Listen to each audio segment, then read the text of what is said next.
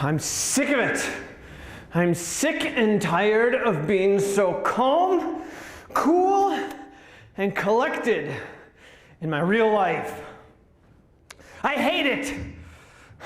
You might smile and smirk, but it's not as nice as you might think it would work. I don't have passion. I don't have that fire.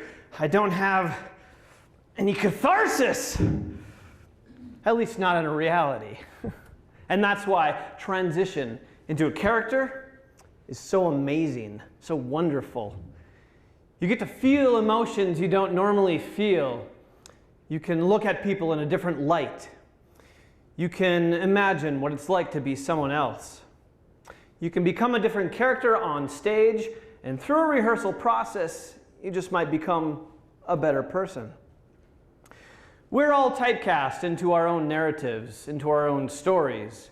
We are our own protagonist, and sometimes we are also our own antagonist. But life doesn't have a rehearsal. We're just all kind of winging it, kind of making it up as we go along, improvising.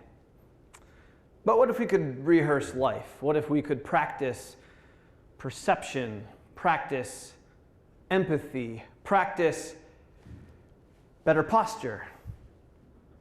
I think that's what theater can be. If we can become a different character on stage, then we build a skill set that we can use to become better people. The stage is a rehearsal for real life. In real life, we are not perfect. We are all broken and selfish to varying degrees. We all have our personality weaknesses, our character flaws.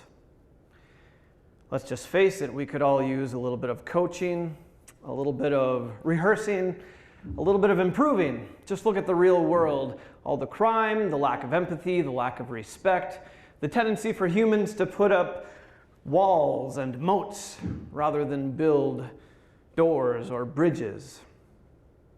But to me, theater is a bridge. It's a bridge that builds community. It's a bridge between two actors on the stage. It's a bridge between an actor and the audience. It's a bridge that causes modern-day actors and modern-day audiences to feel compassion for a character written in a tragedy 2,000 years ago. Now, if you can be on stage and not only imagine, but actually feel the anguish of a fictitious character written in the ancient past, don't you think you might learn to feel the anguish of your own neighbor?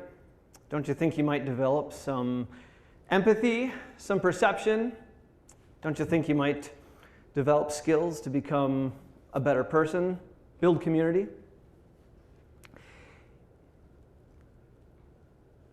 Shakespeare once said, "All the world is a stage, and all the men and women merely players." Well, if all the world is indeed a stage, then we need to learn to share it. We are all part of this cast, and we need to learn to work together. We need to learn to act together.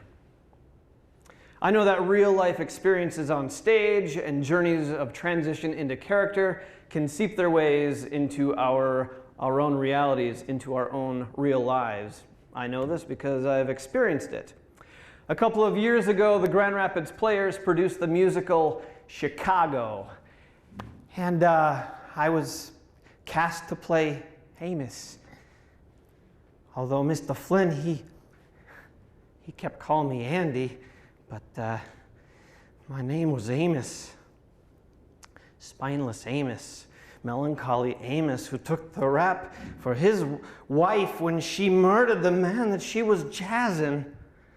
I was Mr. Cellophane, 'cause you could look right through me, walk right by me, and never know I'm there. Now, normally when you're on stage and part of a play, it's kind of social. You get to be friends and even family with all the other actors. But when I was Amos, even off stage, I I was a little depressed. I didn't talk to nobody, and nobody talked to me. Normally in real life, when I'm John, I'm usually pretty upbeat and positive and social. But as Amos, I was just keeping the corner warm. The character on stage kind of got into my head, and I was, to a certain degree, Amos off stage too. Now, if the characters that we create on stage can seep into our own realities, and a character like that, I became Amos off stage, and now, even though I am upbeat and positive, generally speaking in real life, at least now I know what it's like to be an Amos in the real world. Character builds skills of insight and empathy. It teaches you to feel what other people feel, to think what other people might think.